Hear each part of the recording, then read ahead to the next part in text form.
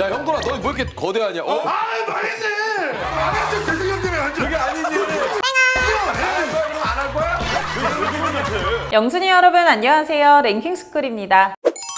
귀멸의 칼날은 매력적인 캐릭터들과 화끈한 액션으로 우리나라를 비롯한 전 세계에서 어마어마한 인기를 끌었던 애니메이션인데요. 이 귀멸의 칼날에 깊게 빠져있는 마니아들은 결말에 대한 걱정이 이만저만이 아니라고 하죠. 그 이유는 바로 원작 만화가 용두사미 그 자체인 결말을 맺고 말았기 때문입니다. 자세한 건 스포일러가 될 수 있게 말할 수 없지만 너무나 급격한 전개로 황당 그 자체인 맥 빠지는 결말을 내고만 귀멸의 칼날을 본 팬들은 작가가 애니메이션으로 떼돈을 벌어서 의욕이 사라진 게 아니냐라는 추측을 쏟아내기도 했다는데요. 놀랍게도 이 충격적인 결말은 모두 처음부터 정해져 있었던 것이라고 하죠. 작가인 고토게 호요하루가 귀멸의 칼날을 연재하던 과정을 그려낸 짧은 단편 만화에 따르면 제작에 막대한 도움을 주었던 담당 편집자와 함께 연재 초기에 미리 결말을 정해두었다고 합니다. 그러나 작가의 예상과 달리 결말에 대한 반응은 몹시 좋지 않았고 결국 단행본에는 여러 문제점들을 고친 결말을 새로 그려넣게 되었다고 하는데요. 이렇다 보니 귀멸의 칼날 마니아들은 애니메이션 결말이 잡지의 연재본이 아닌 단행본을 따라가기를 애타게 바라고 있는 상황이라고 하죠. 그런데 비록 결과는 좋지 못했더라도 예정되어 있던 결말로 완결을 낼 수 있었던 귀멸의 칼날과 달리 충격적인 이유로 결말이 크게 바뀌어버린 만화들도 있다고 합니다. 스포일러 주의! 오늘은 충격적인 이유로 끔찍한 결말을 맞이한 인기 만화 탑3에 대해서 알아볼게요. 3위 데스노트, 애니메이션, 영화, 드라마, 넷플릭스, 뮤지컬, 게임까지 이렇게나 다양한 미디어 믹스를 보면 데스노트의 인기가 어느 정도였을지 바로 짐작이 가죠. 이 데스노트가 인기를 끌었던 이유는 이름을 적는 것만으로 목숨을 앗아갈 수 있는 노트라는 참신한 소재 하나뿐만이 아니라고 합니다. 완벽 그 자체인 천재 주인공 야가미 라이토와 세계 제1의 명탐정 엘의 치열한 두뇌 싸움이 바로 데스노트의 핵심 그 자체였는데요. 하지만 주인공의 라이벌 엘이 하차하면서 1부가 끝나고 2부가 시작되며 주인공의 라이벌로 등장한 인물들의 매력이 독자들에게 전혀 어필되지 못하면서 문제가 시작됐죠. 게다가 치밀했던 구성의 1부와는 전혀 다르게 치열한 두뇌 싸움은 온데간데 없고 허술하기 그지없는 전개만 이어집니다.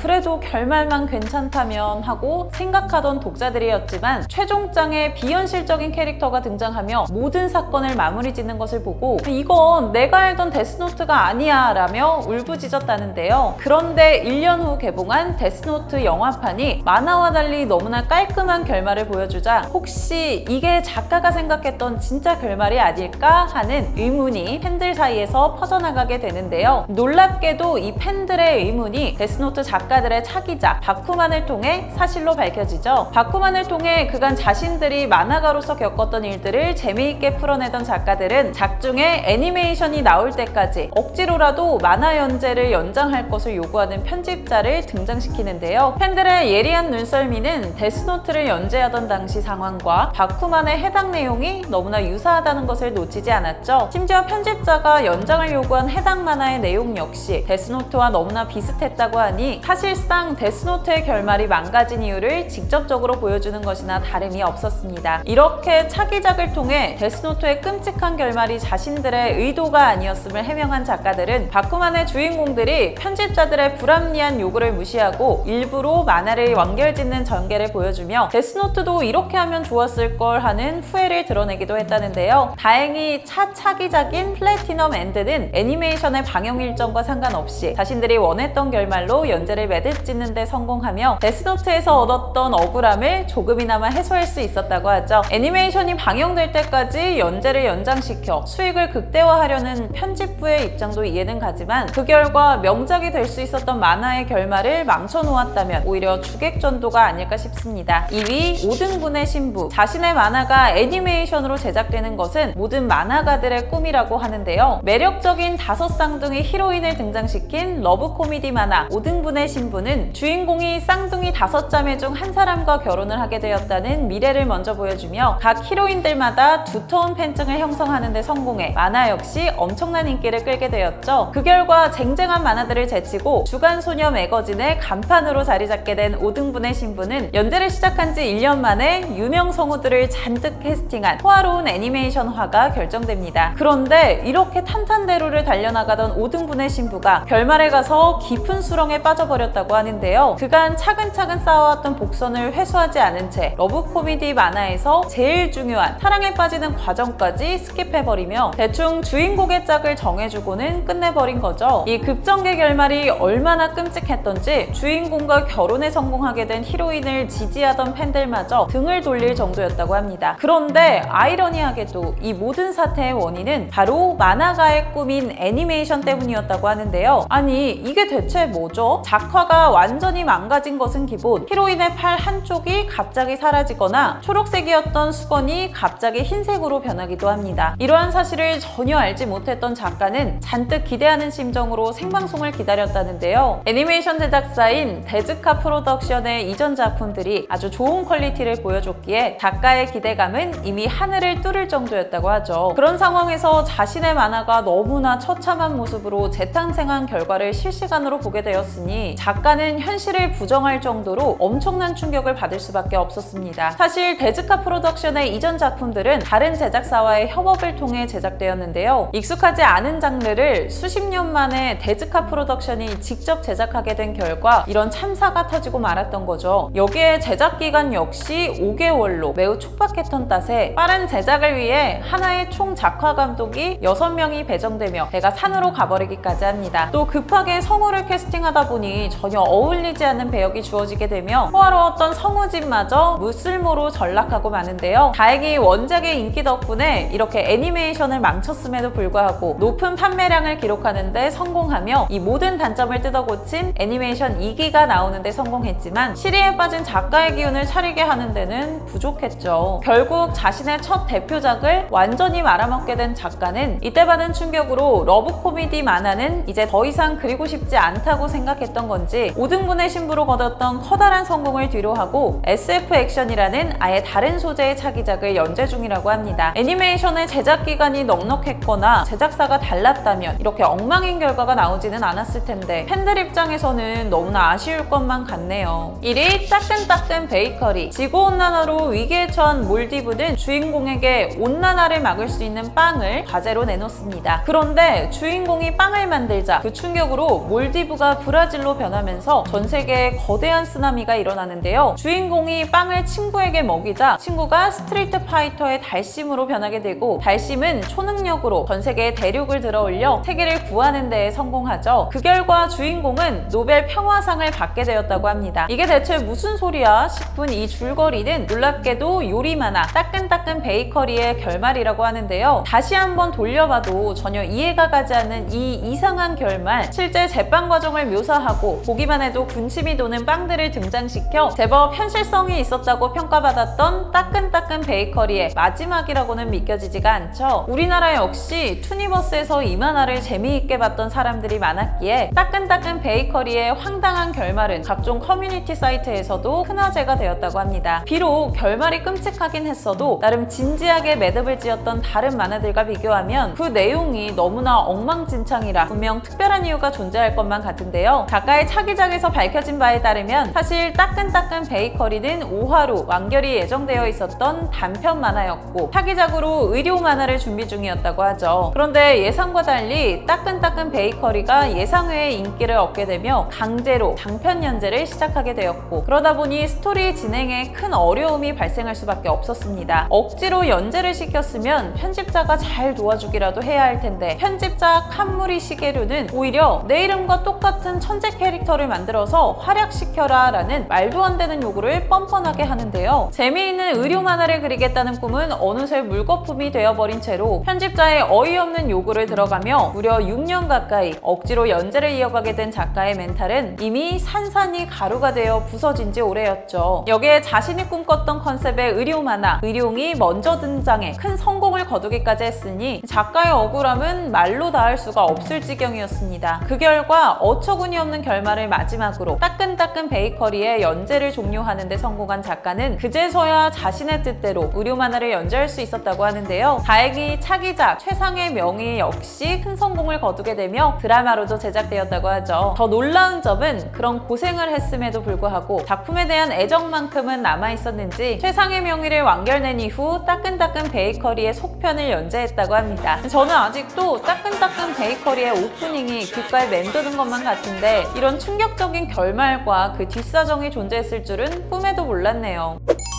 한때 원피스, 나루토와 버금가는 인기를 자랑했던 소년 만화 샤먼킹은 최종 보스와의 마지막 전투를 앞두고 갑작스럽게 완결을 내버려 많은 사람들을 어리둥절하게 만들었다고 합니다. 더 이해할 수 없는 점은 마지막 페이지에 뜬금없이 귤이 그려져 있었다는 건데요. 후반으로 갈수록 전개가 이상해지며 인기가 크게 하락한 샤먼킹을 본 잡지 편집부는 작가에게 그냥 여기까지 하고 완결을 내라라고 요구했죠. 결국 미완성으로 작품을 끝마치게 된 작가는 미완과 발음이 같은 귤을 그려넣음으로써 독자들에게 비밀 신호를 보낸 것이 샤먼킹 결말의 진실이라고 합니다. 휴, 쟁쟁한 만화들 사이에서 인기를 얻는 것도 힘들었을 텐데 제대로 된 완결을 내는 것마저 마음대로 할 수 없다니 정말 무한 경쟁 그 자체네요. 하지만 반대로 생각하면 이런 경쟁이 있기에 우리를 즐겁게 해주는 새로운 만화들이 등장할 수 있는 거겠죠? 지금까지 랭킹스쿨이었습니다. 감사합니다.